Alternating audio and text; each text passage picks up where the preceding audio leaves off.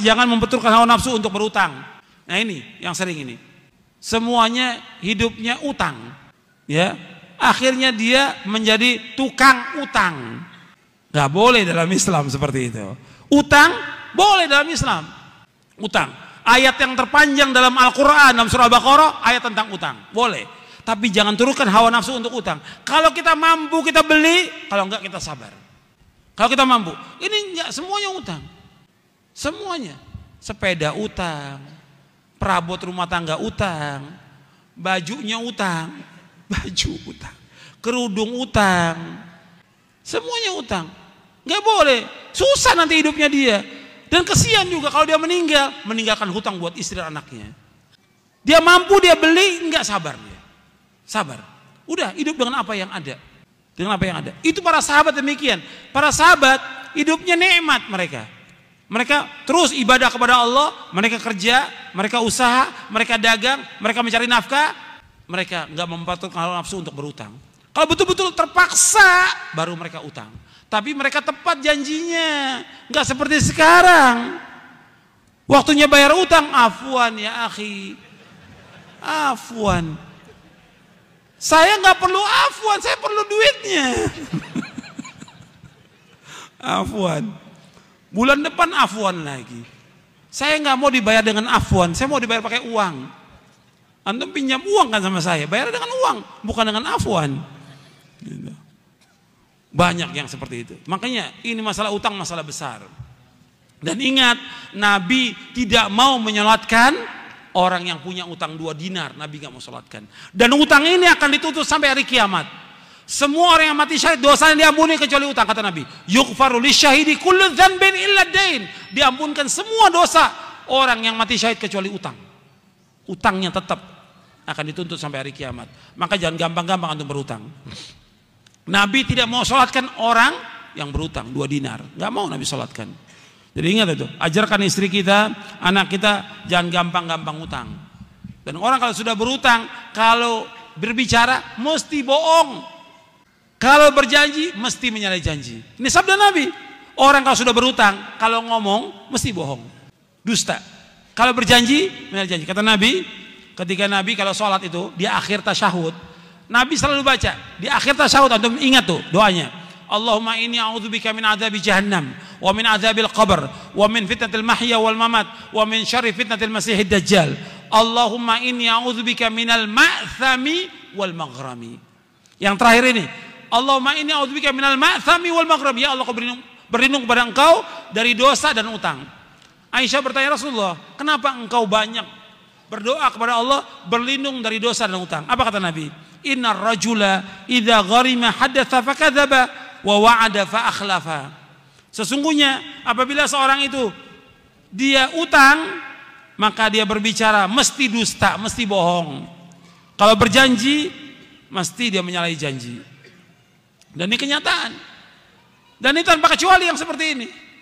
Yang orang awamnya, yang penuntut ilmunya, yang ustadznya. Ini nggak benar yang seperti ini. Harus diperbaiki lagi. Akhlaknya diperbaiki lagi. Gitu. Kalau utang harus bayar. Kalau kita sudah janji sepekan, sebulan, 2 bulan bayar. Kalau 2 bulan sudah kita usaha untuk bayar, kita nggak mampu bayar, kita bilang datang kepada orangnya. Maaf, saya ini sudah usaha, ikhtiar, tapi saya belum mampu untuk bayar. Ngomong pada orangnya. Ngomong. Dan orang yang mengutangkan, dia harus memberikan tempo. Wa in kana dzu usratin fanadhiratun ila maisarah wa anta saddaqu khairul lakum in kuntum ta'lamun, kata Allah dalam surah Al-Baqarah. Kalau orang yang punya kesulitan gak mampu bayar, kamu berikan tempo sampai dia lapang. Kalau kamu sedekah kepada dia lebih baik, kata Allah. Kita ngomong, ini enggak waktu mau utang luar biasa. Waktu mau utang kepada kita SMS, telepon, datang ke rumah, nangis-nangis, luar biasa. Begitu dikasih janji sebulan, udah sebulan nggak datang, nggak ada kabar, la salam, wala kalam, wala khobar, sudah 2 bulan ditanya, marah dia. Antum nagih sama saya, antum nggak percaya sama saya, lo antum utang harus bayar. Tambah marah lagi. Ini sikap banyak kaum muslimin seperti ini. Nggak boleh, kalau utang harus bayar. Dia ketika dia berutang, dia berani ngadepi. Ketika dia nggak mampu bayar, juga berani ngadepi. Datangi orangnya. Itu akhlak Islam, akhlak Islam. Antum lihat, saya ambil contoh satu. Ya, di zaman dahulu, ini pelajaran buat kita semuanya ini, dan juga buat para dai.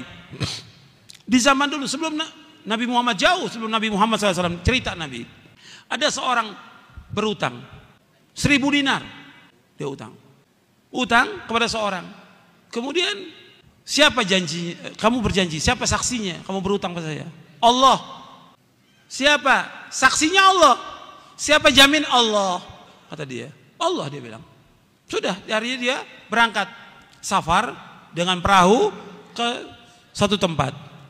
Ketika sudah janji pada waktu itu, nggak dapat perahu dia untuk menyeberang.